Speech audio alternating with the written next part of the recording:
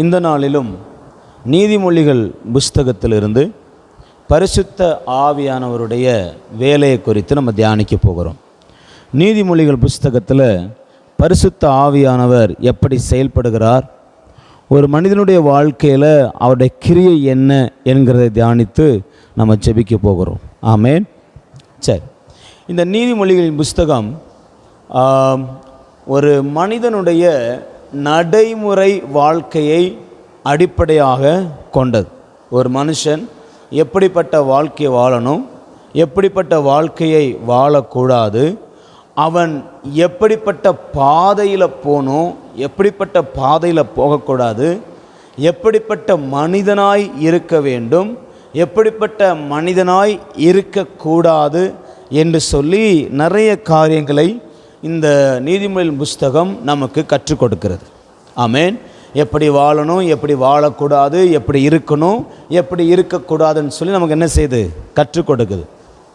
இதை கற்றுக் கொடுக்கும்போது ஒரு மனிதன் நல்ல பாதையில் போகணும் அப்படின்னா அவன் என்ன செய்யணும், தீமையான வழியை விட்டு அவன் விலகணும்னா அவன் என்ன செய்யணுங்கிறது என்ன செய்யுது, இந்த நீதிமொழிகளின் புஸ்தகம் கற்றுக் கொடுக்குது. அல்லேலூயா. அப்படி கற்றுக் கொடுக்குற காரியத்தில் 2 காரியங்கள் ரொம்ப ரொம்ப முக்கியம். அதில் ஒன்று என்னென்னா ஞானம். ஸோ இந்த நீதிமொழிகளின் புஸ்தகம் எதை மையமாக கொண்டதுன்னா ஞானத்தை அடிப்படையாக கொண்டது. 2வது தேவனுடைய வார்த்தை. ஆமென். நம்ம நீதிமொழிகளை பார்க்கும் பொழுது அடிக்கடி இந்த வார்த்தை, இந்த கட்டளை, என் போதனைங்கிற வார்த்தை பல முறை பயன்படுத்தப்பட்டிருக்கிறத நம்ம பார்க்குறோம். ஆமென். அப்போ நீதிமொழிகளின் புஸ்தகம் ஒரு மனிதன் எப்படி நடக்கணும், எப்படி நடக்கக்கூடாது, எப்படி வாழணும், இப்படி வாழக்கூடாதுங்கிறதையும் கற்றுக் கொடுக்குது. அதற்கு எப்படி வாழ வேண்டும் என்கிற வாழ்க்கையை வாழ்வதற்கு நமக்கு தேவையானதையும் என்ன செய்யுது, கொடுக்குது. எனது ஞானத்தையும் தேவனுடைய வார்த்தையும். அல்லேலூயா. இப்போ இந்த ஞானத்தையும் இந்த தேவனுடைய வார்த்தையையும் இந்த நீதிமொழிகள் புஸ்தகம் எப்படி நமக்கு வைத்திருக்குது அப்படின்னா ஒரு புதை பொருளாய் நமக்கு வைத்திருக்குது. என்ன வச்சிருக்குது, ஒரு புதை பொருளாய். ஒரு வசனத்தை வாசிப்போம். நீதிமொழிகளின் புஸ்தகம் 1ஆம் அதிகாரம் 6வது வசனம்.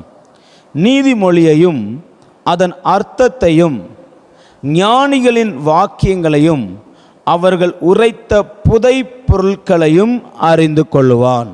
ஆமென். புதை பொருட்களையும் அறிந்து கொள்ளுவான்.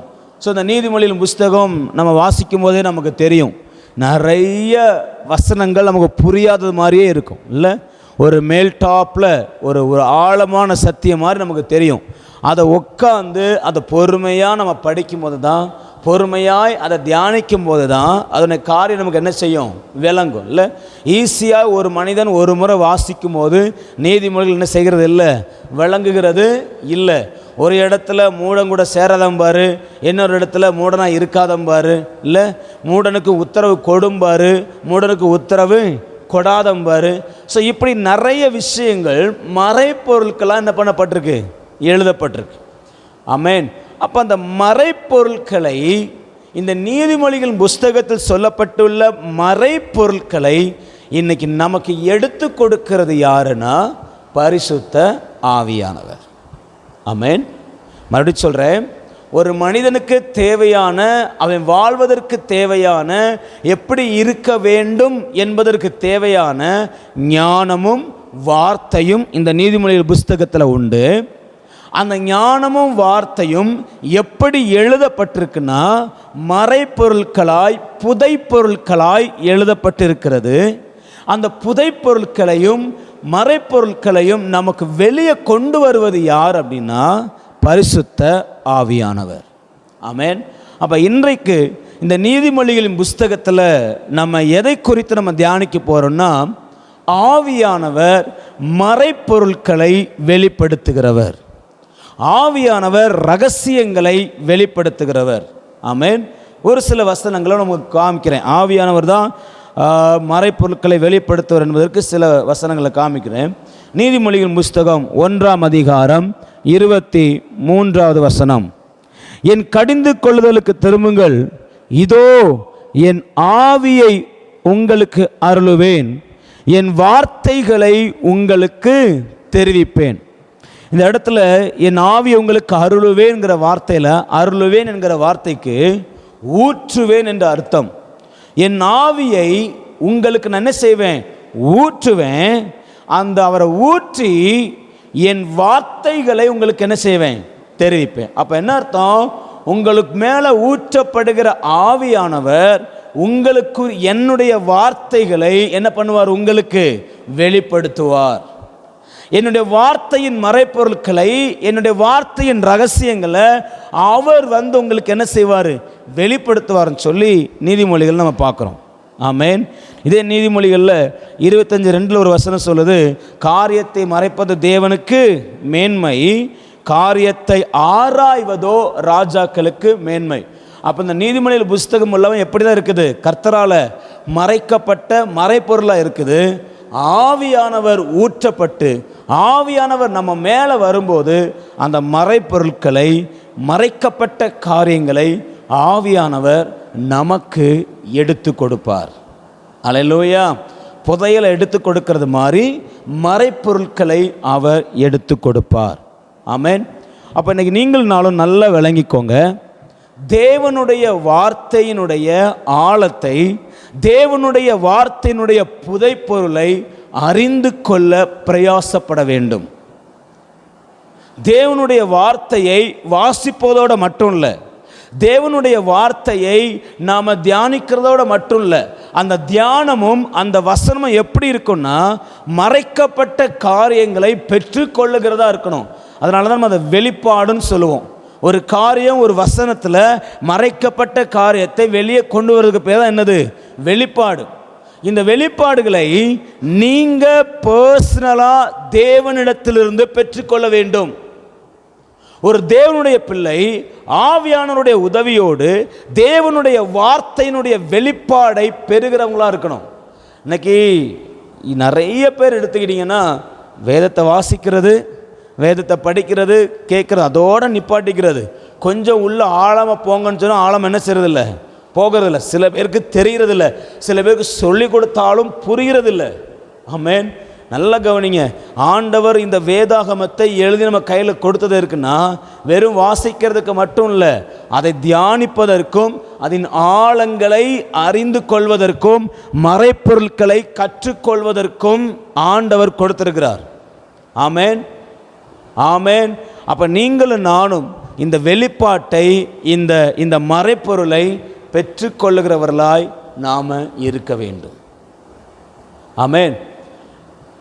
எத்தனை பேருக்கு இது வரைக்கும் விளங்கிச்சு? அல்லேலூயா.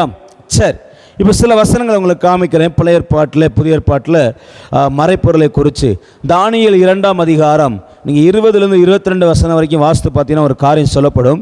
நான் 22ஆம் வசனத்தை மாத்திரம் வாசிக்கிறேன். அவரே, யாருன்னா தேவனே, ஆழமும் மறைப்பொருளுமானதை வெளிப்படுத்துகிறவர். அவரே ஆழமும் மறைப்பொருளுமானதை என்ன பண்ணுகிறவர்? வெளிப்படுத்துகிறவர். இருளில் இருக்கிறதை அவர் அறிவார், வெளிச்சம் அவரிடத்தில் தங்கும். அப்போ என்னன்னா இருளில் கிடக்கிறத எல்லாம் ஆண்டவர் என்ன செய்வார்? வெளிச்சமாக வெளியே கொண்டு வருவார். ஆமென். அப்போ ஆழமும் மறைப்பொருளுமா இருக்கிறத அவர் என்ன பண்ணுறார்? வெளிப்படுத்துகிறவர். அப்படின்னா என்ன அர்த்தம்னா அவர் நம்முடைய வாழ்க்கையில் ஆழங்களில் இருக்கிறதையும் மறைப்பொருட்களையும் வெளிப்படுத்த விரும்புகிறார். அவர் நமக்கு கற்றுக் கொடுக்க விரும்புகிறார். இன்னொரு வசனத்தை வாசித்தீங்கன்னா எபேசியர் 3ஆம் அதிகாரம் 5 முதல் 6 வசனங்கள். எபேசியர் 3:5-6. அதை நீங்கள் வாசிக்கையில், கிறிஸ்துவின் இரகசியத்தை குறித்து எனக்கு உண்டாயிருக்கிற அறிவை அறிந்து கொள்ளலாம். இந்த இரகசியம் இப்பொழுது அவருடைய பரிசுத்த அப்போஸ்தலருக்கும் தீர்க்க தரிசிகளுக்கும் ஆவியானவராலே வெளிப்படுத்தப்பட்டிருக்கிறது போல முற்காலங்களில் மனுபுத்திரருக்கு அறிவிக்கப்படவில்லை. ஆமென். கிறிஸ்துவின் இரகசியத்தை பரிசுத்த ஆவியானவர் வெளிப்படுத்துகிறார். கிறிஸ்துவின் இரகசியத்தை ஆவியானவர் இன்னைக்கு நமக்கு வெளிப்படுத்த விரும்புகிறார். மறைப்பொருளாய் மறைக்கப்பட்டிருக்கிற ஆழங்கள் இருக்கிற கிறிஸ்துவின் இரகசியத்தை, ஆமென். இன்னைக்கு உங்களுக்கும் எனக்கும் ஆவியானவர் கற்றுக் கொடுக்க விரும்புகிறார்.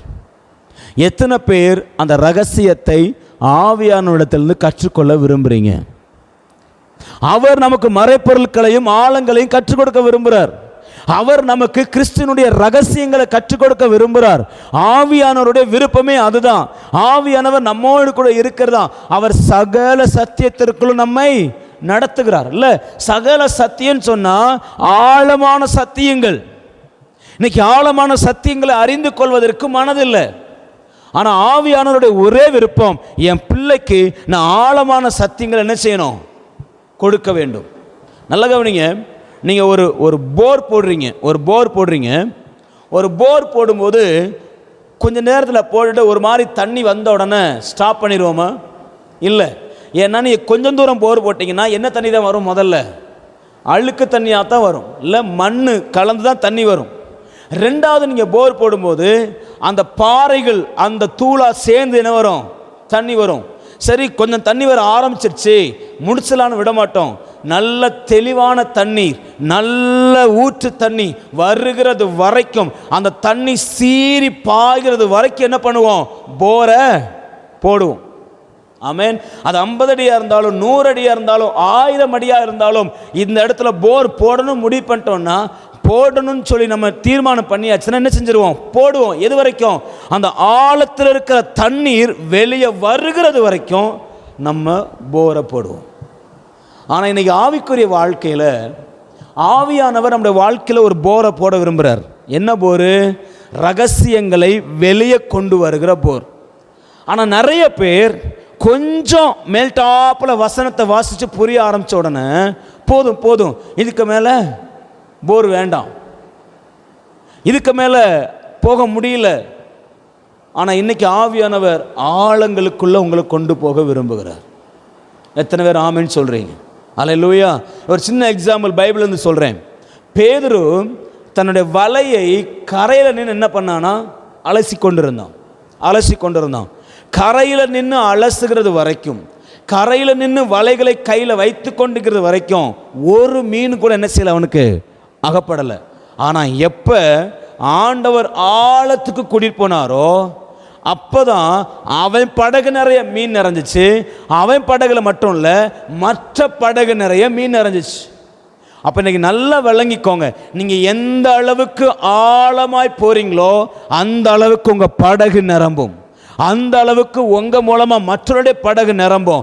உங்கள் வலை ஒரு நாளும் எம்டியாக இருக்காது, ஒரு நாளும் உங்கள் வாழ்க்கை எம்டியாக இருக்காது, உங்கள் படகு எம்டியாக இருக்காது. நீங்கள் ஆழத்துக்குள்ளே போகிறது வரைக்கும் தான் எம்டி.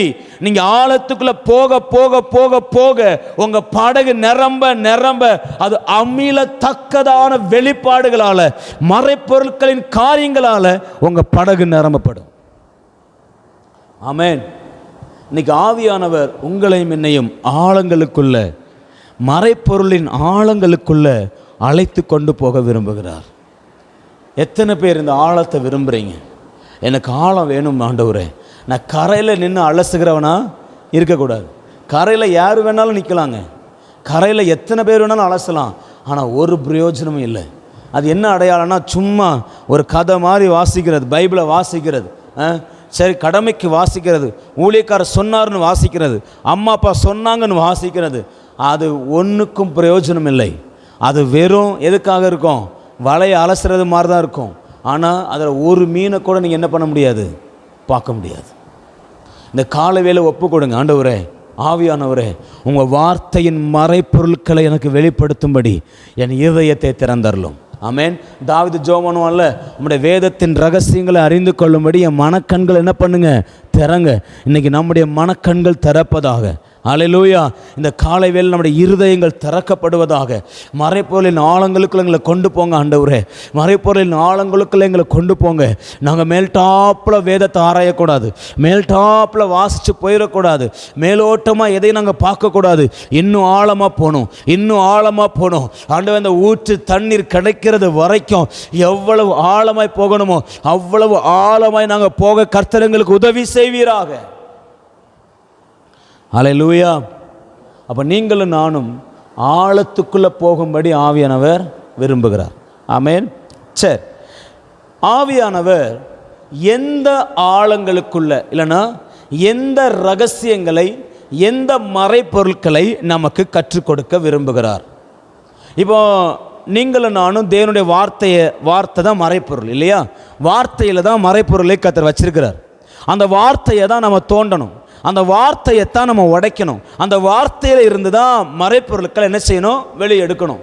அப்போ இந்த வேதத்தை வாசிக்கும் போது, இந்த வேதம் தான் நம்முடைய வார்த்தை, இந்த வேதம் தான் தேவன் நமக்கு கொடுத்திருக்கிற ஞான புஸ்தகம், இந்த வேதம் தான் நமக்கு கர்த்தருடைய வார்த்தையின் புஸ்தகம். அப்போ இந்த வார்த்தையை நம்ம தியானிக்கும் போது எப்படிப்பட்ட மறைப்பொருட்களை ஆவியானவர் நமக்கு கற்றுக் கொடுக்க விரும்புகிறார்?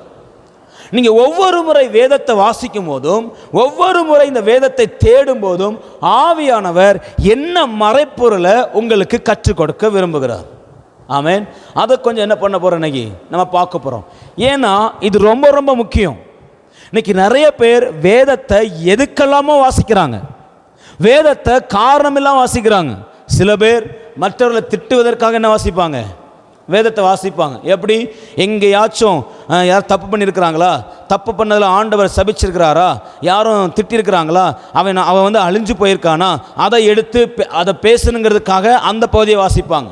சில பேர் அவங்கள ஆசீர்வதிக்கணும்னு சொல்லி ஆசீர்வாதத்துக்கான வார்த்தையை தேடுவாங்க. சில பேர் சோர்ந்திருக்கிறாங்கன்னு சொல்லி சோர்ந்திருக்கிறதுக்கு ஏதுவான வார்த்தைகளை தேடுவாங்க. நம்முடைய வாழ்க்கை எப்படி இருக்குன்னா, நமக்கு என்ன தேவையோ அதுக்கு ஏற்றமாக தான் வேதத்தை நம்ம என்ன செய்வோம்? படிப்போம். ஆமென். அது தப்பு இல்லை, நல்லது தான். ஆனால் நம்ம அதுலேயே நின்றுறோம். நம்ம நினச்சிட்டோம் அதுக்காக தான் வேதம் கொடுக்கப்பட்டிருக்கு போல, அதுக்காக தான் நமக்கு பைபிள் கொடுக்கப்பட்டிருக்கு போல. நம்ம தேவை வந்தால் எடுத்து வாசிக்கிறதுக்கு, அப்புறம் ஏதாச்சும் ஆசீர்வாதம்னா எடுத்து வாசிக்கிறதுக்கு, சூழ்நிலை மோசமாக இருந்துச்சுன்னா எடுத்து வாசிக்கிறதுக்கு, இதுக்குத்தான் வேத வசனம் நம்ம நினைக்கிறோம். தவறு. ஆவியானவர் இந்த வேத வசனத்தை கொடுத்தது அதற்கு மாத்திரம் இல்லை, அது 100% தான். ஆனால் மீதி 90% நம்ம என்ன பண்ணியாச்சு? விட்டாச்சு. இப்போ ஆவியானவர் அந்த 90% என்னங்கிறத நீ கற்றுக் கொடுக்க விரும்புகிறார். அல்லேலூயா. சரி, இப்போ வாசிக்கலாம். நான் ஒரு சில காரியங்களை உங்களுக்கு கற்றுக் கொடுக்க விரும்புகிறேன். ரோமர் நிருபம் 11ஆம் அதிகாரம் 33ஆம் வசனம். பரிசுத்த ஆவியானவர் எந்த ஆழங்களை நாம் கற்றுக் கொடுக்க விரும்புகிறார்? ரோமர் 11:33. தேவனுடைய ஐஸ்வர்யம், ஞானம், அறிவு என்பவைகளின் ஆழம் எவ்வளவாயிருக்கிறது. அவருடைய நியாய தீர்ப்புகள் அளவிடப்படாதவைகள், அவருடைய வழிகள் ஆராயப்படாதவைகள். ஆமென். அப்போ இன்றைக்கு நீங்களும் நானும் எப்படிப்பட்ட ஆழங்களை கற்றுக்கொள்ள வேண்டும் அப்படின்னா, நம்பர் 1, தேவனுடைய ஐஸ்வர்யத்தை நாம் அறிந்து கொள்ள வேண்டும். ஆமென். தேவனுடைய ஐஸ்வர்யம் என்பது என்னன்னா, ஞானமும் அறிவும். தேவனுடைய ஐஸ்வர்யம், தேவனுடைய செழிப்பு என்னன்னா ஞானமும் அறிவும். பணம் இல்லை, அது ரெண்டாவது தான். இந்த ஞானமும் அறிவும் பெருகிச்சனால என்ன வந்துடும்? பொருளாதாரம் வந்துடும். இங்கே ஆவியானவர் உங்களுக்கு ஒரு ஆழத்தை காட்ட விரும்புகிறார். ஆழத்தில் இருக்கிற மறைப்பொருள்களை எடுத்துக் கொடுக்க விரும்புகிறார். அது என்னன்னா ஞானத்தை குறித்த வெளிப்பாடுகள், ஞானத்தை குறித்த ஆழங்கள், அறிவை குறித்த ஆழங்கள். என்ன? தேவனை குறித்த ஞானம், தேவனை குறித்த அறிவு, தேவனை குறித்த ஐஸ்வர்யம், தேவனுடைய காரியங்கள் எல்லாவற்றின் ஆழங்களையும் ஆராய்ந்து அவர் அதை நமக்கு கற்றுக் கொடுக்க விரும்புகிறார். ஆமென். இந்த நீதிமொழிகள் புஸ்தகம் அதான் நம்ம கற்றுக் கொடுக்குது. இந்த ஃபுல்லாகவே ஞானத்தினால உண்டானது. அப்போ ஒரு தேவ பிள்ளைக்கு ஆவியானவர் கற்றுக் கொடுக்கிற, இல்லைன்னா எடுத்து கொடுக்கிற முதல் மறைப்பொருள் என்ன தெரியுமா? தேவனுடைய ஐஸ்வர்யமாகிய ஞானம். ஆமென். அப்போ இந்த ஞானத்தை நீங்கள் கேட்கணும். ஆவியானவர்கிட்ட ஞானத்தை குறித்த வெளிப்பாடு தாங்க ஆண்டவரே, ஞானத்தை குறித்த மறைப்பொருட்களை எனக்கு வெளிப்படுத்துங்க ஆண்டவரே, ஞானத்தை குறித்த காரியங்களை எனக்கு வெளிப்படுத்துங்க ஆண்டவரே. அப்படின்னா என்ன அர்த்தம்?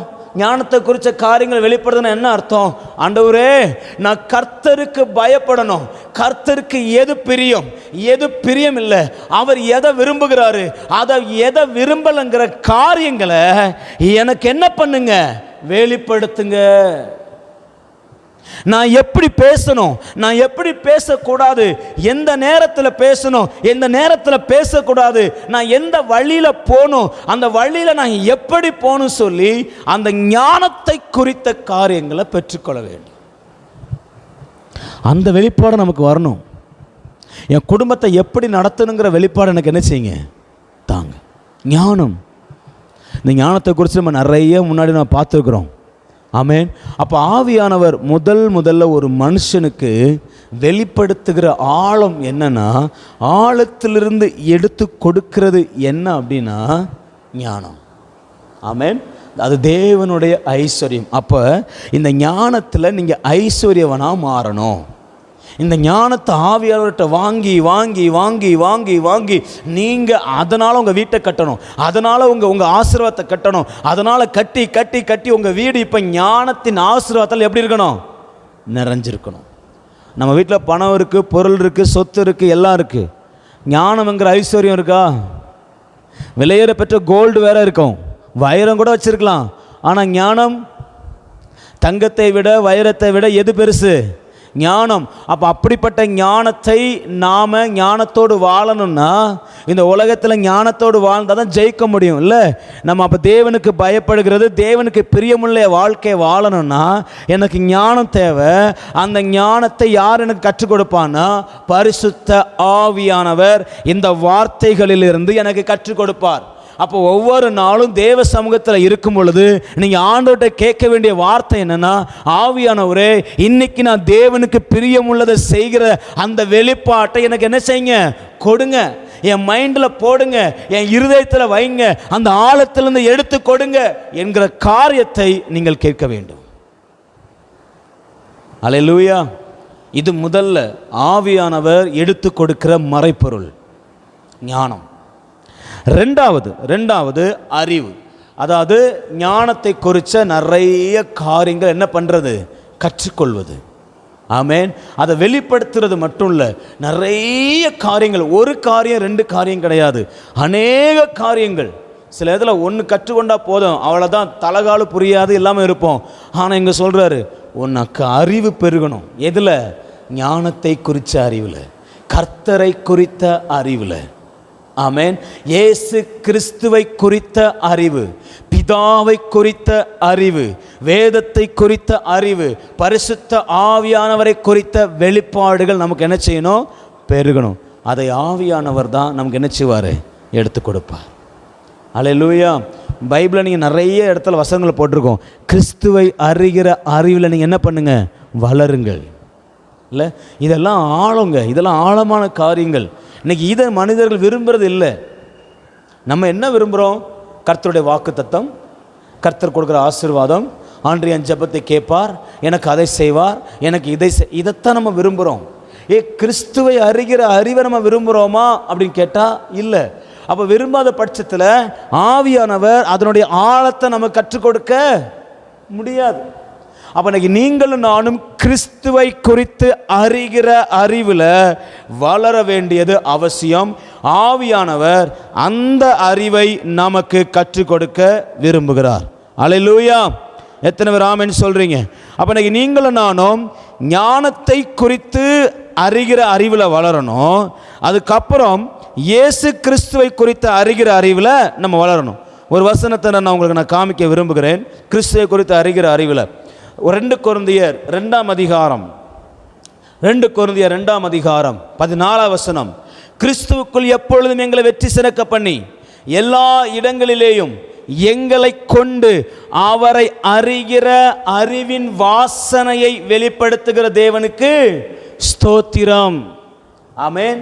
இந்த வாசனை என்பது ஆழமான காரியம். நீங்கள் ஒரு பூவை பார்க்குறீங்க, பூவில் உங்களால் வாசனையை பார்க்க முடியுமா? இப்போ ரோஜா பூ இருக்கு, அந்த ரோஜா பூ நல்லா மணக்குது, ஆனால் அதனுடைய வாசனையை, அதனுடைய நறுமணத்தை நம்மளால் என்ன பண்ண முடியாது, பார்க்க முடியாது. அந்த பார்க்க முடியாத ஒரு நறுமணத்தை, பார்க்கவே முடியாத அந்த வாசனையை அந்த மலர், அந்த பூ என்ன பண்ணுனா தனக்குள்ள இருந்து வெளிப்படுத்துது.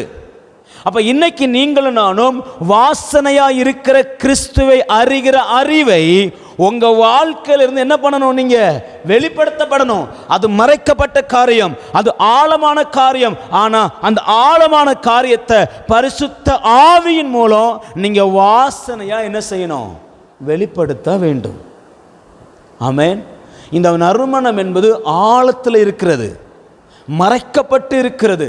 இன்னைக்கு ஆவியானவர் அந்த வாசனையை உங்களுக்கு எடுத்து கொடுக்க விரும்புகிறார். நீங்கள் வேதத்தை வாசிக்கும் போது அப்போ என்ன பண்ணணும்? இங்கே கிறிஸ்து இருக்கிறாரா, இயேசு கிறிஸ்து எப்படி செயல்படுறாரு, இயேசு கிறிஸ்து எனக்காக என்ன செஞ்சிருக்கிறாருங்கிறத நீங்கள் அறிந்து கொள்ள வேண்டியது அவசியம். நல்ல கவனிங்க, நம்ம வேதத்தை வாசிக்கும் போது எப்போ அது அடிக்கடி சொல்கிறது தான், இயேசு கிறிஸ்து எல்லா வசனங்களிலும் இருக்கிறாரு, எல்லா அதிகாரங்களிலும் இருக்கிறாரு, எல்லா வார்த்தைகளிலும் இருக்கிறார். நீங்கள் எப்போ வேத வாசித்தாலும் அதில் இயேசு எப்படி இருக்கிறாருங்கிறத கண்டுபிடிச்சிருங்க. இயேசு என்ன செஞ்சிருக்கிறாருங்கிறத கண்டுபிடிச்சிருங்க. அந்த கண்டுபிடிக்கிற வெளிப்பாடை ஆவியானவர் உங்களுக்கு கற்றுக் கொடுப்பாராக. ஆமென். சும்மா வேதத்தை வாசிக்கிறது இல்லை, அந்த இடத்துல தேவன் எப்படி செயல்படுறாரு, இயேசு என்ன பண்ணியிருக்கிறார். நிறைய நேரத்தில் புதிய ஏற்பாட்டில் தான் இயேசு இல்லை, பழைய ஏற்பாட்டில், புதிய ஏற்பாட்டை விட பழைய ஏற்பாட்டில் தான் இயேசு கிறிஸ்துவ அதிகமாக வெளிப்படுத்துகிறார். ஆமென். ஸோ நீங்கள் ஒவ்வொரு பகுதியும் வாசிக்கும் போது ஆவியானவரை கேளுங்க, ஆவியானவரே எனக்கு இயேசுவை குறித்து வெளிப்படுத்துங்க. அந்த வாசனையை நான் என்ன பண்ணணும்? நுகரணும். அந்த வாசனை எனக்குள்ளேருந்து வெளிப்படணும். இயேசுவை குறித்த நான் வெளிப்பாடை பெற்றுக்கொண்டே இருக்கணும். அல்லேலூயா. ஒவ்வொரு நபரும் இயேசு அடையாளப்படுத்துவாங்க. ஒருவேளை அவங்க தவறான மனிதர்களாக இருந்தால் கூட சில காரியங்களை அவங்க யாரை அடையாளப்படுத்துவாங்க தெரியுமா? இயேசுவை. அதனால் தயவு செய்து நீங்கள் வேதத்தை வாசிக்கும் பொழுது ஆவியானவரை கேளுங்க, ஆவியானவரே இதனுடைய ரகசியங்களை எனக்கு என்ன செய்யுங்க? இயேசு கிறிஸ்துவை குறித்த ரகசியங்களை எனக்கு கற்றுத்தாங்க. இன்னும் சில வசனங்கள் நிறையா இருக்குது. பிலிப்பியர் 3:8 பவுல் சொல்கிறாரு, என் கர்த்தராகிய கிறிஸ்து இயேசுவை அறிகிற அறிவின் மேன்மைக்காக எல்லாவற்றையும் நஷ்டம் என்று எண்ணுகிறேன். எல்லாவற்றையும். அப்போ நீங்களும் நானும் கிறிஸ்துவை குறித்து அறிகிற அறிவு, அந்த வெளிப்பாட்டை பெற்றுக்கொள்ள இயேசு யார்யா? ஆதியாகமத்தில் 12ஆம் அதிகாரத்தில் 30ஆவது வசனத்தில் இயேசு எனக்கு எப்படி இருக்கிறாரு, இல்லைன்னா 12ஆம் அதிகாரத்தில் இயேசு எப்படி இருக்கிறாரு, இல்லை யாத்திராகமம் 30ஆம் அதிகாரத்தில் இயேசு எனக்கு எப்படி இருக்கிறாரு, அதை வாசித்து அந்த வெளிப்பாட்டை பெற்றுக்கொள்ளும் போது அந்த அறிவின் வாசனைக்காக நான் எதையும் இழக்க தயாராக இருக்கிறேன். ஆமென். அந்த அறிவுக்காக நான் என்ன பண்ண, எதை வேணாலும் நஷ்டமாக்க ரெடி. காரணம் அவ்வளவு விலையேற பெற்றது இயேசு கிறிஸ்துவை குறித்த வெளிப்பாடு. இவனை ஆவியானவர் அந்த வெளிப்பாட்டை நம்ம கற்றுக் கொடுக்க விரும்புகிறார். கரங்களை உயர்த்தி சொல்லுங்க பார்க்கலாம், ஆவியானவரே எனக்கு இந்த வெளிப்பாடு வேணும், இந்த மறைப்பொருட்கள் எனக்கு வெளிப்படுத்தப்படணும். நீங்கள் ஒவ்வொரு பகுதியிலையும் இயேசுவை எழுதி வச்சிருக்கிறீங்க, ஒவ்வொரு பகுதியிலும் ஆவியானவரை குறித்து எழுதி வச்சிருக்கிறீங்க, ஒவ்வொரு பகுதியிலும் எனக்கான காரியங்கள் ஞானத்தை குறித்து எழுதி வச்சிருக்கிறீங்க.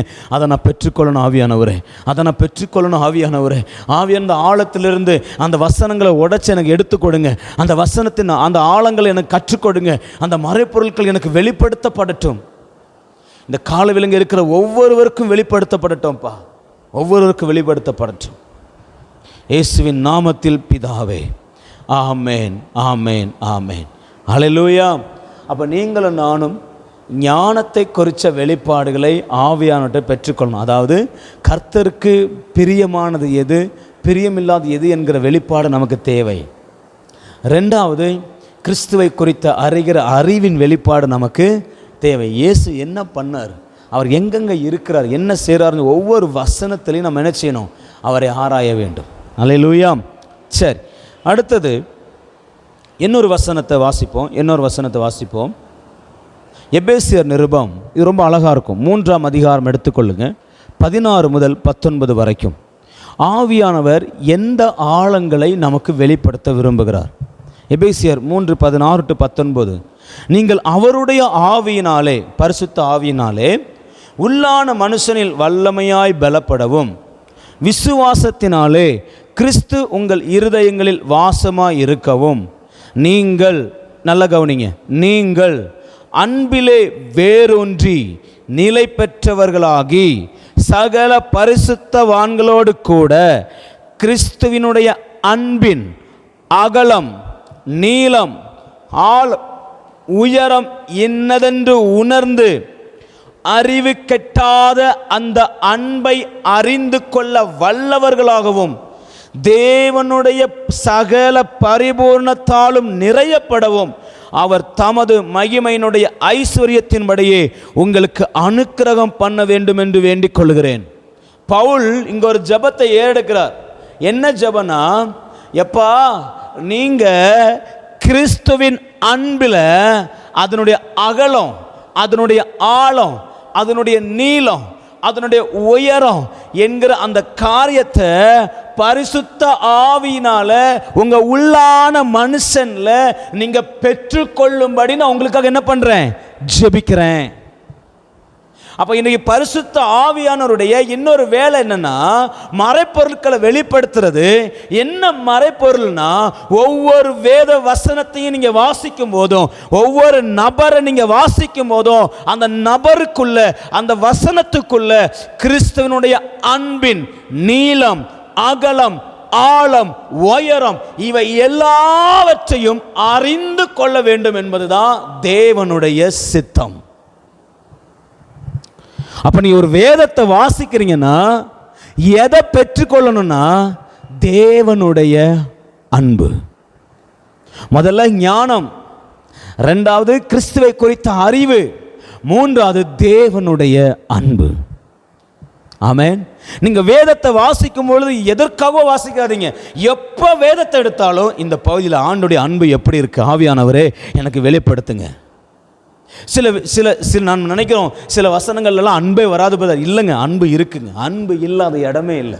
இல்லை, தேவன் அன்பாகவே இருக்கிறார். இல்லை, நீங்கள் கர்த்தருங்கிற வார்த்தை நீங்கள் பைபிளில் எங்கே பார்த்தாலும் அந்த பகுதியில் என்ன வரும் தெரியுமா, லவ் இருக்கும். அது மறைக்கப்பட்டு இருக்கும். அதான் சொல்கிறேன், அந்த மறைக்கப்பட்டிருக்கிற அன்பை ஆவியானவர் வெளிப்படுத்துவாராக. அல்லேலூயா. ஒரு சின்ன எக்ஸாம்பிள் சொல்கிறேன். நோவா காலத்தில் ஜனங்களை எல்லாம் கர்த்தர் என்ன பண்ணாரு, அழிச்சார். நம்ம அழிச்சாருன்னு சொன்ன உடனே நம்ம என்ன நினைப்போம், கம்ப்ளீட்டாக க்ளோஸ் பண்ணிட்டாரு, அவ்வளோதான், ஜனங்களை அழிச்சிட்டாரு, ஜனங்களை தண்டிச்சிட்டாரு, ஜனங்களை நிக்கரகம் பண்ணிட்டாரு, பாவமுள்ள ஆத்மாவை சாகடிச்சிட்டாரு, முடிஞ்சிச்சு சீன்னு நினைக்கிறோம். அதோடு நம்ம என்ன பண்ணிட்டோம்னா ஆண்டவரை முடிச்சிட்டோம். ஆனால் வசனம் சொல்லுது, நோவாவின் காலத்தில் மறைத்த ஆவிகளுக்கு அவர் பாதாளத்தில் போய் என்ன சொன்னாராம், சுவிசேஷத்தை அறிவித்தார்.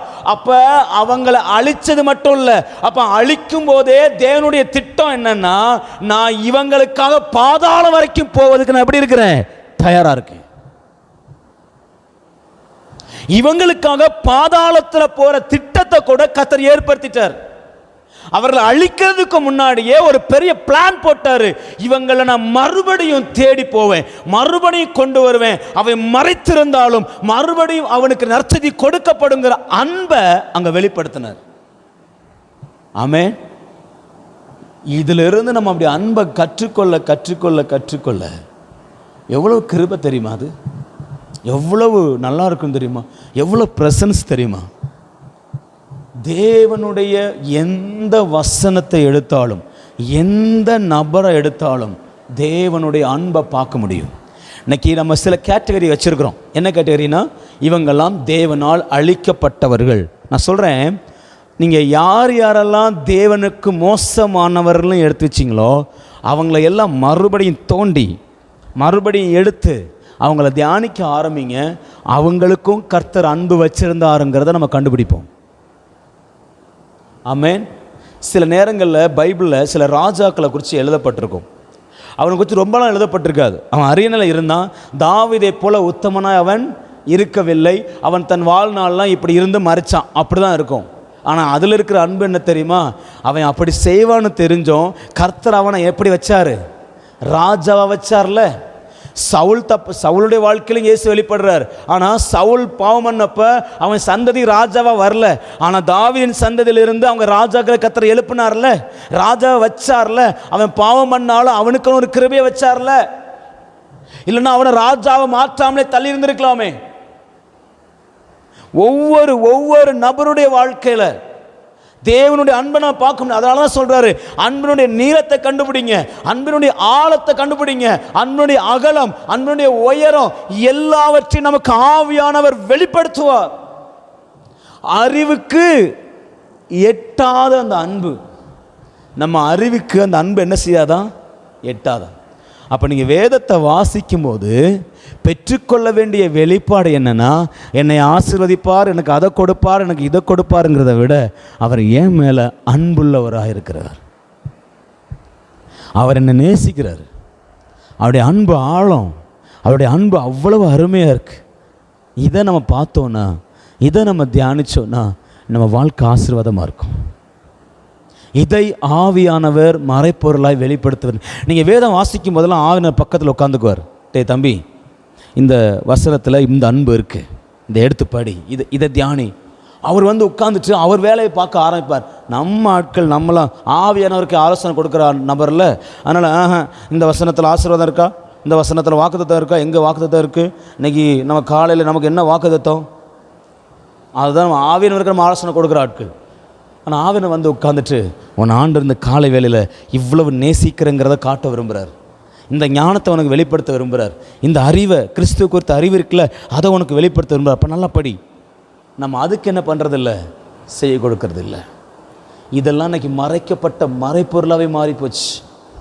யோசித்து பாருங்கள், நம்ம வேதம் வாசிக்கும் போது என்ன வாசிக்கிறோம்? மற்றவர்களை போல் ஒரு கதை புக்கு வாசிக்கிற போது சில பேர் வாசிப்பாங்க, சில பேர் ஆசீர்வாதத்துக்கு, நான் ஏற்கனவே சொன்ன மாதிரி ஆசீர்வாதத்துக்கு வாசிக்கிறாங்க. நம்ம இந்த கால வேளையில் கூடி வந்திருக்கிற நாம எப்படி வாசித்து கொண்டு இருக்கிறோம், இனி எப்படி வாசிக்க போகிறோம்? இந்த வார்த்தையை ஆவியானுடைய உதவியோடு வாசிங்க.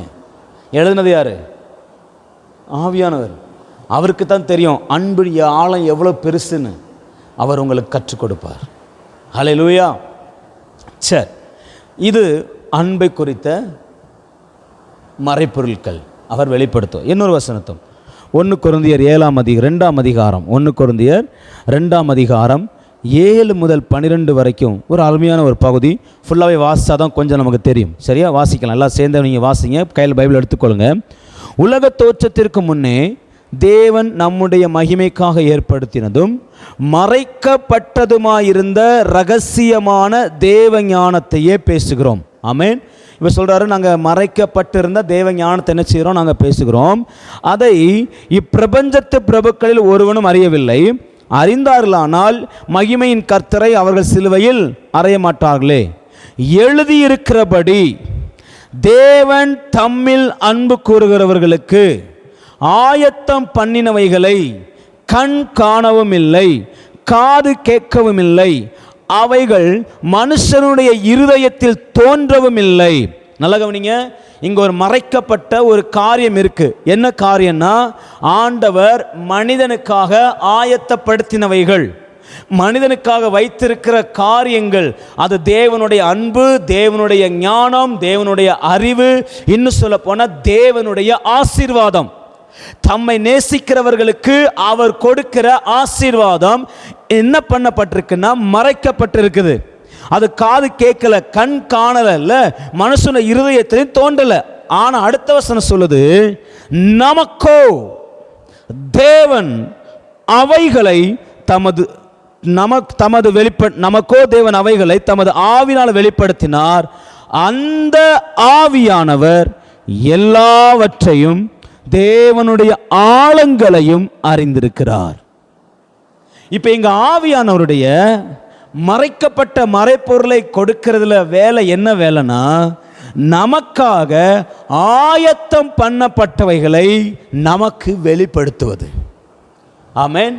தேவன் உங்களுக்காக வைத்திருக்கிற அது வாக்கு தத்தங்களா இருக்கலாம், இல்ல தேவன் உங்களுக்கான வைத்திருக்கிற ரேமாவா இருக்கலாம், ஆசீர்வாதங்களா இருக்கலாம், எதுவாக இருக்கலாம், தேவ ஞானமா இருக்கலாம், தேவனுடைய அறிவா இருக்கலாம், தேவனுடைய அன்பா இருக்கலாம்.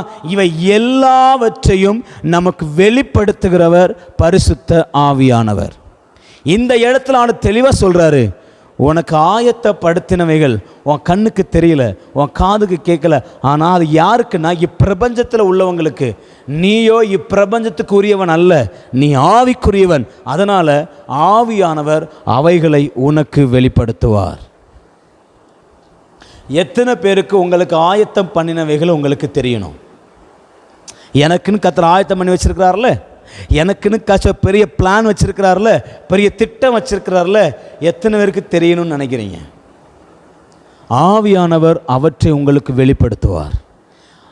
அது இருதயத்தில் தோன்றாதது, அது உங்கள் கண்ணு பார்க்கல, காது கேட்கல, அது மறைக்கப்பட்டது, அது ரகசியம். அதை உங்களுக்கு வெளிப்படுத்த அவர் சித்தமுள்ளவராக இருக்கிறார். அப்போ நல்லா கவனிங்க, அடுத்த வசனத்தை வாசியும் அழகாக இருக்கும். மனுஷனுள்ள ஆவியை அன்றி மனுஷன் எவன் மனுஷருக்குரியலை அறிவான், அப்படி போல தேவனுடைய ஆவியை அன்றி ஒருவனும் தேவனுக்குரியவைகளை அறிய மாட்டான். நாங்களோ உலகத்தின் ஆவியை பெறாமல் தேவனால் எங்களுக்கு அருளப்பட்டவைகளை அறியும்படிக்கு தேவனிலிருந்து புறப்படுகிற ஆவியையே பெற்றிருக்கிறோம். ஆமென். அப்ப நீங்களும் நானும் பரிசுத்த ஆவியை பெற்றிருக்கிறது எதற்கு தெரியுமா? தேவனுக்கு உரியவைகளை அறிந்து கொள்வதற்கு, தேவன் மறைத்து வைத்திருக்கிற ரகசியங்களை அறிந்து கொள்வதற்கு, தேவன் நமக்காக ஆயத்தமாக்கப்பட்டவைகளை அறிந்து கொள்வதற்கு. அது வாக்கு தத்தங்களா இருக்கலாம், அது ஆசீர்வாதங்களா இருக்கலாம், எல்லாவற்றையும் இன்றைக்கு ஆவியானவர் உங்களுக்கு வெளிப்படுத்த அவர் சித்தமுள்ளவராய் இருக்கிறார். ஹல்லேலூயா. மறைக்கப்பட்ட மறைப்பொருட்களை அவர் உங்களுக்கு வெளிப்படுத்துவார், உங்க இருதயத்தில் வெளிப்படுத்துவார், உங்க காதுகள் கேட்கும்படி வெளிப்படுத்துவார். ஆமென். தேவனுடைய ஆவி என்று ஒருத்தன் உங்களுக்கு என்ன பண்ண முடியாதா? வெளிப்படுத்த முடியாது. அப்ப இன்னைக்கு தேவ பிள்ளைகள் நீங்களும் நானும் ஆவியானவர்கிட்ட எந்த வெளிப்பாட்டை பெற்றுக்கொள்ள போறீங்க? முதல்ல சொன்னேன், தேவனுடைய ஞானம். ஆண்டவரே, உமக்கு பிரியம் உள்ளது எது, பிரியமில்லாது எது, அதை நான் வேதத்தை வாசிக்கும் போது எனக்கு வெளிப்படுத்துங்க. அந்த மறைப்பொருளை ஏன்னா எனக்கு பிசாசு அதை மறைச்சிட்டான். அவன் சொல்லிட்டான், நீ போகிறதும் சரிப்பா, நீ செய்கிறது தான் சரி அப்படிங்கிற மாதிரி நம்மளை மாற்றிட்டான். அதை இருளுக்குள்ளே கொண்டு வச்சிட்டான். இப்போ ஆவியானவருடைய உதவி வரும்பொழுது தான் இந்த வேதத்திலிருந்து நமக்கு மறைக்கப்பட்ட அந்த இருள், அந்த வெளிச்சத்தை இருள் ஒளிச்சு வச்சிருக்குல்ல, அந்த இருளுக்குள்ளே இருந்து அந்த வெளிச்சத்தை எடுத்து ஆவியானவர் நமக்கு கொடுப்பார். ஹல்லேலூயா. ரெண்டாவது, கிறிஸ்துவை குறித்த அறிவு. கிறிஸ்துவை குறித்த அறிவு.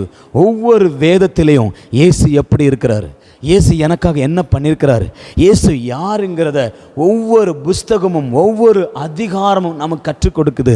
அதையும் இன்னைக்கு பிசாசு மறைச்சு வச்சுட்டான். ஒரு வசனம் சொல்லுது, கிறிஸ்துவை அறிகிற அறிவுக்கு விரோதமாய் நம்முடைய மனதில் என்ன பண்ணி வச்சிட்டான் தெரியுமா? சிறைபிடிச்சு வச்சுட்டான். இன்னைக்கு தேவ பிள்ளைகள் அதை மறைப்பொருளை மாக்கி வச்சுட்டான். இயேசுவை குறித்து அறிய முடியல, இயேசுவை குறித்து தியானிக்க முடியல. நம்ம எப்போ தியானித்தாலும் ஆசீர்வாதத்தையே தியானிச்சுட்டு இருக்கிறோம், இயேசு கிறிஸ்துவை பார்க்க முடியல. இதெல்லாம் யாருடைய வேலைனா? சாத்தானுடைய தந்திரம். ஆமென். அது சாத்தானுடைய தந்திரம். அப்போ இன்னைக்கு ஆவியானவர் இயேசு கிறிஸ்துவை குறித்த வெளிப்பாடுகளை, அந்த அறிவை நமக்கு கற்றுக் கொடுக்க விரும்புகிறார். ஹல்லேலூயா. மூணாவது, தேவனுடைய அன்பு. அந்த அன்பினுடைய ஆழம், அந்த அன்பினுடைய அகலம், அந்த அன்பினுடைய உயரம், அந்த அன்பினுடைய அந்த ஆழம் எல்லாவற்றையும் இன்னைக்கு நமக்கு வெளிப்படுத்த ஆவியானவர் விரும்புகிறார். வசனம் சொல்லுது, அறிவுக்கே எட்டாத அந்த அன்பு. நம்ம அறிவுக்கு அந்த அன்பு என்ன செய்யாது? எட்டாது. ஆனால் நாம் என்ன பண்ணிட்டோம்னா, அந்த அன்புக்கு ஒரு எல்லையை வச்சுட்டு இவ்வளவுதான் கர்த்தர் நேசிப்பார், இவ்வளவுதான் அன்பு நம்ம பிளான் பண்ணிட்டோம். ஆவியானவர் அதை எல்லாம் மாற்றி அந்த அன்பின் ஆழத்தை நமக்கு வெளிப்படுத்துவாராக. கடைசியா, உங்களுக்கும் எனக்கும் ஆயத்தம் பண்ணப்பட்டவைகள், கர்த்தருக்கு உரியவைகள், கர்த்தரால் அருளப்பட்டவைகள். 3 வார்த்தை யூஸ் பண்ணுவார். அதாவது முதலாவது ஆயத்தம் பண்ணப்பட்டவைகள், ரெண்டாவது தேவனுக்கு உரியவைகள், மூன்றாவது எங்களுக்கு அருளப்பட்டவைகள். ஹல்லேலூயா. இன்னைக்கு என்ன நமக்கு அருள் இருக்கிறாருங்கிறது நமக்கு என்ன செய்யலை? தெரியல. கர்த்தருக்குரியது எது நமக்கு என்ன செய்யல? தெரியல. எது நமக்கு ஆயத்தம் பண்ணியிருக்கிறார் நமக்கு என்ன செய்யல? தெரியல. அவற்றை குற்ற அறிவுகளை இன்னைக்கு ஆவியானவர் நமக்கு வெளிப்படுத்துவார். ஆமென். ஸோ இந்த அறிவை எத்தனை பேர் பெற்றுக்கொள்ளணும்னு நீங்கள் நினைக்கிறீங்க? இல்லை பிரதர், நான் சாதாரணமாக பைபிள் படிச்சுட்டு அப்படியே ஜோமெண்ட்டு போகிறேன் அப்படின்னு நினைக்கிறோமா? இல்லை. நான் எப்போல்லாம் வேதம் வாசிக்கிறேனோ அப்போதெல்லாம் ஆவியானவர் எனக்கு இந்த 4 காரியத்தினுடைய மறைப்பொருட்களையும் எனக்கு வெளிப்படுத்தணும். எனக்கு வெளிப்படுத்தணும். எத்தனை பேர் இந்த காலைவேளை விரும்புகிறீங்க? ஹல்லேலூயா. கரங்களை உயர்த்தி ஆவியானவரை சொல்லுங்க பார்க்கலாம். ஆவியானவரே, எங்களுக்கு இந்த மறைப்பொருட்களை வெளிப்படுத்துங்கப்பா, எங்களுக்கு இந்த மறைப்பொருட்களை வெளிப்படுத்துங்க. இந்த நீதிமொழிகள் புஸ்தகத்தில் எவ்வளவோ மறைப்பொருட்களை நீங்கள் வச்சுருக்கிறீங்க. அவை எல்லாவற்றையும் நாங்கள் எடுக்கணும்னா உங்கள் உதவி எங்களுக்கு தேவை. இந்த வார்த்தையினுடைய மறைப்பொருட்களை நாங்கள் எடுக்கணும்னா எங்களுக்கு நீங்கள் தேவை. இன்றைக்கு நாங்கள் ஒரு காரியத்தை கற்றுக்கொள்ளுகிறோம். எங்கள் ஆவியானவர் மறைப்பொருட்களை வெளிப்படுத்துகிறவர். எங்கள் ஆவியானவர் மறைக்கப்பட்ட ரகசியங்களை வெளியே எங்களுக்கு கற்றுக் கொடுக்கிறவர். எங்கள் ஆவியானவர் தேவ ஞானத்தையும் ஆண்டவரை கர்த்தரை குறித்த அறிவையும் தேவ அன்பையும் தேவன் எங்களுக்காக ஆயத்தமாக்கப்பட்டவைகளையும் எங்களுக்காக வெளிப்படுத்துகிறவர். எங்க வாழ்க்கையில கற்றுக் கொடுக்கிறவர். அதை ஒவ்வொரு நாள் எங்க வாழ்க்கையில ருசிக்க, ஒவ்வொரு நாள் எங்க வாழ்க்கையில பெற்றுக்கொள்ள ஆவியானவர் எங்களை உதவி செய்யுங்கப்பா. நீர் மறைப்பொருளை வெளிப்படுத்துகிற ஆவியானவர் எங்களோடு கூட இருப்பதை அதற்காகத்தான். அவர் சகல சத்தியத்திற்குள்ள எங்களை நடத்துவார். சத்தியம் என்பது ஆழத்தை அடையாளப்படுத்தும். ஆண்டவர் அந்த ஆழங்களுக்குள்ள, அந்த சத்தியத்தின் ஆழங்களுக்குள்ள எங்களை கொண்டு போங்க. அந்த வார்த்தையின் ஆழங்களுக்குள்ள எங்களை கொண்டு போங்க. கரையில நின்று வலைய அலசுகிற குடும்பமா நாங்க இருக்கக்கூடாது ஆண்டவரே. நாங்க ஆழத்துல போய் மீனை பிடிக்கிறவங்களா இருக்கணும்.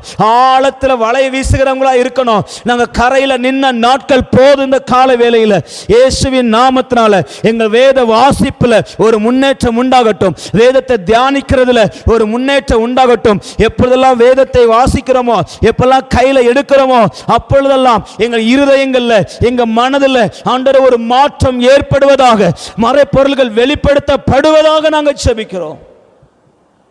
ஹல்லேலூயா. எங்களை முழுவதும் உடைய கரங்களை ஒப்பு கொடுக்கிறோம்ப்பா. எங்கள் வெளிப்படுத்துங்க. மறைப்பொருட்களை வெளிப்படுத்துகிறவரே, எங்களுக்கு வெளிப்படுத்துவீராக நாங்கள் ஜெபிக்கிறோம். உம்முடைய கரங்களை ஒப்பு கொடுக்கிறோம். இயேசுவின் நாமத்தில் பிதாவே, ஆமென். என் ஆத்துமாவே கர்த்தரை ஸ்தோத்திரி, என் முழு உள்ளமே பரிசுத்த நாமத்தை ஸ்தோத்திரி. என் ஆத்துமாவே கர்த்தரை ஸ்தோத்திரி, கர்த்தர் செய்த சகல உபகாரங்களையும் மறவாதே. ஆமேன், ஆமேன். அல்லேலூயா. உங்கள் வேத வாசிப்பில் இன்னையிலிருந்து ஒரு மாற்றத்தை நீங்கள் பாருங்கள். ஆவியானவரை கேட்டு அந்த மறைப்பொருட்களை கேளுங்க.